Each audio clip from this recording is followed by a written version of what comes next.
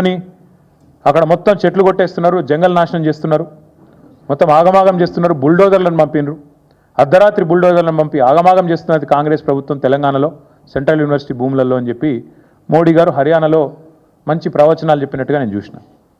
నేను నరేంద్ర మోడీ గారిని అడుగుతా ఉన్నా, this is the report of central empowered committee appointed by Supreme Court of India. Central empowered committee interim report लो स्पष्टंगा చెప్తున్నది. मोदी साहब मैं आपको अंग्रेजी में सुनाना चाहता हूं. सेंट्रल एम्पावर्ड कमिटी जो कि सुप्रीम कोर्ट से अपॉइंट किया गया, उन्होंने साफ साफ कहा कि in view of the seriousness of the violations and potential financial impropriety an independent investigation by any specialized agency may be ordered. This is the report, this is the recommendation of interim recommendation of the committee. Now I am demanding BJP, I am demanding Prime Minister Modi, अगर आप तहे दिल से ये चाहते हो कि यहाँ के जो कांग्रेस हुकूमत ने जो गलत काम किया हैदराबाद सेंट्रल यूनिवर्सिटी में, इसका अगर सच बाहर लाना है, इसमें अगर जो दोषी है उनको अगर शिक्षा देना है, या ये आपका अगर एजेंडा है, आपका अगर इच्छा है, मैं पूछना चाहता हूँ आपसे, हमारे पार्टी के तरफ से, सेंट्रल एम्पावर्ड कमिटी कहने के बाद साफ साफ कि यहाँ पे फाइनेंशियल इम्प्रॉपर्टी है, वायोलेशंस हुए हैं, आप क्यों खामोश हो? भारत सरकार क्यों नहीं आगे आती है? भारत सरकार क्यों नहीं आगे आके कोई कार्रवाई शुरू करती है? हमने तो चिट्ठी लिख दी, पूरे डिटेल्स के साथ साथ हर किसी को हमने चिट्ठी लिखी. हमने लिखा हमारे पार्टी की तरफ से आरबीआई गवर्नर को, एसएफआईओ को, सीरियस फ्रॉड इन्वेस्टिगेशन ऑफिस को, साथ ही साथ हमने सीवीसी को, सेंट्रल विजिलेंस कमिश्नर, सीबीआई, हर किसी को हमने पूरा डिटेल के साथ, पूरा आधार के साथ हमने चिट्ठी लिखा. अगर वो बस नहीं है आपके लिए, अगर वो काफ़ी नहीं है आपके लिए, तो मैं पूछना चाहता हूं, क्या ये सेंट्रल एम्पावर्ड कमेटी का रिपोर्ट भी आपके लिए काफ़ी नहीं है? अगर मोदी जी और बीजेपी लीडर कार्रवाई नहीं शुरू करते हैं और इमीडिएटली अगर इस बारे में कोई कार्रवाई नहीं शुरू करते हैं और एक्शन इमीडिएटली स्टार्ट नहीं करते हैं, हमें तो और तेलंगाना जनता को ये मानना पड़ेगा कि आप बातों वाले पार्टी है, काम तो कुछ करते नहीं हो. आपने अप्रैल 2024 में भी काफी कुछ कहा, कुछ किया तो नहीं. आरआर टैक्स आपने कहा, कुछ हुआ नहीं. 25 में भी फिर एक बार आप कह रहे हो हमारे साथ हमदर्दी जता रहे हो. क्यों नहीं आगे आते हो? क्यों नहीं जांच शुरू कराते हो? ये हम मोदी जी से पूछना चाहते हैं. మోదీ గారిని మేము అడిగేది ఒకటే, 2024-2025 ఏప్రిల్లో అప్పుడు ఒకసారి ఆర్ఆర్ ట్యాక్స్ అని, ఇప్పుడు ఒకసారి హెచ్సిలో ఏదో జరిగిపోయిందని చెప్పి ఆవేదన వ్యక్తం చేయడం కాదు, లిప్ సింపతి కాదు మేము కోరుకునేది. మీరు నిజంగానే చిత్తశుద్ధిగా ఉంటే పర్యావరణం విషయంలో, ఈ పర్యావరణాన్ని కాపాడే విషయంలో వెంటనే సెంట్రల్ ఎంపవర్డ్ కమిటీ చెప్పినట్టుగా ఇండిపెండెంట్ ఇన్వెస్టిగేషన్, ఒక సుప్రీంకోర్టు జడ్జిని వేయండి, ఒక సుప్రీంకోర్టు జడ్జిని అపాయింట్ చేయండి. మీరు వెంటనే ఇన్వెస్టిగేషన్కి ఆదేశించండి. లేదా మీ చేతిలో ఉన్న సంస్థలు, ఆర్బీఐ ఉంది, ఎస్ఎఫ్ఐఓ ఉంది, सीवीसी ఉంది, सीबीआई ఉంది, investigation agency of your choice. We demand answers from central government, union government. You come forward. Congress वाले एट्ला कापाड़ताరు, राहुल गांधी नोरिप्पड़ु. हम जब भी कोई आपत हो मैं आ जाऊंगा, राहुल गांधी చెప్పిన డైలాగ్. మీకు ఆపద ఉంటే నేను వస్తా. రోహిత్ వేముల ఘటన జరిగినప్పుడు 2 సార్లు హైదరాబాద్ సెంట్రల్ యూనివర్సిటీకి వచ్చిన రాహుల్ గాంధీ గారు చెప్పిన మాట, మీకు ఎప్పుడు ఏ సమస్య ఉన్నా నేను వస్తా అన్నాడు. ఇప్పుడు పత్తా లేడు.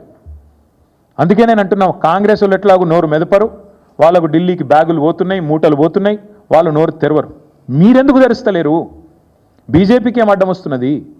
ఇంత స్పష్టంగా సెంట్రల్ ఎంపవర్డ్ కమిటీ చెప్పిన తర్వాత, వేలాది వృక్షాలు కులగొట్టినారని మీరే చెప్తున్న తర్వాత, అక్కడ జంతువులకు మరి జాగలేకుండా చేసి వాటి సావులకు కారణమవుతున్నారని చెప్పిన తర్వాత మీరెందుకు ఈ వెనక్కి పోతున్నారని అడుగుతా ఉన్నాం.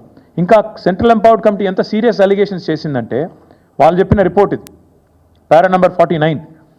The manner in which TGIIC cleared the land raises serious questions regarding both intent and procedure. వాళ్ళ ఉద్దేశాలు, వాళ్ళు ఏ పద్ధతిలో పోయారో రెండింటి మీద కూడా మాకు తీవ్రమైన అనుమానాలు ఉన్నాయి. ఇది సెంట్రల్ ఎంపవర్డ్ కమిటీ చెప్పిన మాట. ఇంతటితో ఆగలేదు, ఇంకా చాలా చెప్పారు. వారు state government should have ideally looked into these facts while constituting an expert committee. Forest like ఏరియానా కాదా చూసుకోవాలి కదా స్టేట్ గవర్నమెంట్ అన్నారు. అట్లాగే ఏం చెప్పారు,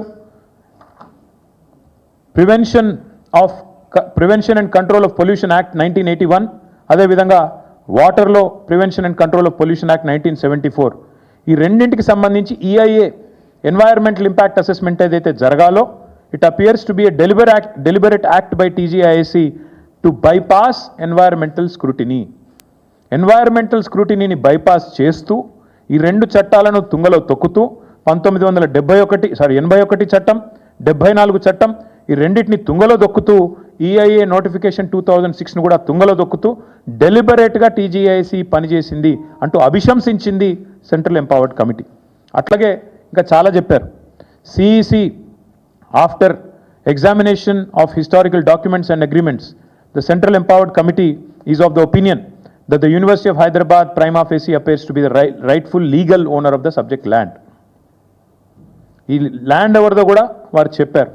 దాంతోపాటు ఏం చెప్పారు, ఇంకా ఘోరమైన మాట అన్నారు. Additionally public money has been put at risk as government funds are now subordinated to bond repayments tied to this disputed land. Shockingly even a notified lake within the area has been మార్ట్గేజ్డ్.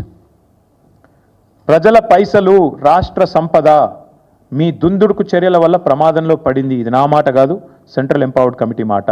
ఇంకొక మాట అన్నారు, shockingly even a notified lake within the area has been mortgaged. ఎవడన్నా ప్రపంచంలో చెరువును తాకట్టు పెడతాడండి? నాకు అర్థం కాదు. రేవంత్ రెడ్డి లాంటి పిచ్చి సన్నాసి తప్ప ఒక చెరువును తాకట్టు పెట్టే విధవ ప్రభుత్వం అయితే ప్రపంచం లేదు ఉండదు, ఒక రేవంత్ రెడ్డి ప్రభుత్వం తప్ప. అది కూడా చెప్పింది సెంట్రల్ ఎంపవర్డ్ కమిటీ. అట్లాగే వారు చెప్పిన మాట, these actions call for investigation by a specialized agency, immediate judicial intervention and corrective steps to review and corrective steps so that issue of ownership of the subject land is decided.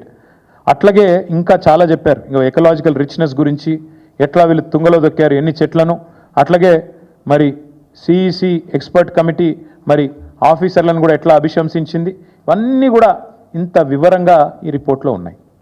నేను మిమ్మల్ని కోరేదేమంటే, మీ ద్వారా భారత ప్రభుత్వాన్ని కూడా కోరేదేమంటే, మీరు డైలాగులు కొడితే సరిపోదు. మీ పార్టీ యొక్క స్టూడెంట్ యూనియన్ ఏబీవీపీ కూడా ఆందోళన చేసింది, మీ పార్టీ ఎమ్మెల్యేలు ఆందోళన చేశారు.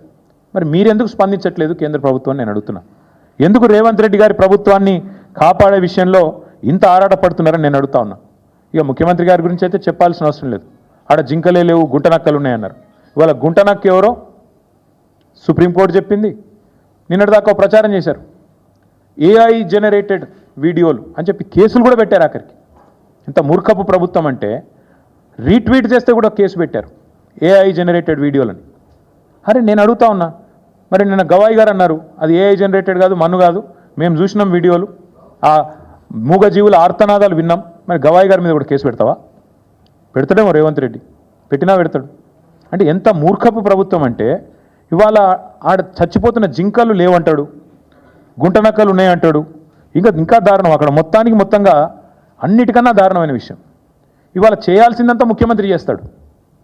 ఈ దూకుడంతా ముఖ్యమంత్రిదే, ఆ పైసల వేట ముఖ్యమంత్రిది, మూటల వేట ముఖ్యమంత్రిది. కానీ బలి పశువులు అవుతున్నది ఎవరు? చీఫ్ సెక్రటరీ గారు, అధికారులు. అందుకే మేము అధికారులకు కూడా చెప్తున్నాము, జాగ్రత్తగా ఉండండి. ఇవాళ ఐఏఎస్ అధికారుల వంతు, ఫారెస్ట్ అధికారుల వంతు అయింది. నేను పోలీస్ అధికారులకు కూడా చెప్తా ఉన్నా, ఇష్టం వచ్చిన కేసులు పెడుతున్నారు. రేవంత్ రెడ్డి ప్రైవేట్ సైన్యంలాగా పనిచేస్తూ ఉన్నారు కొంతమంది, అందరిని అనను, కొంతమంది. ఆ కొంతమందికి నేను చెప్తున్నా, మిమ్మల్ని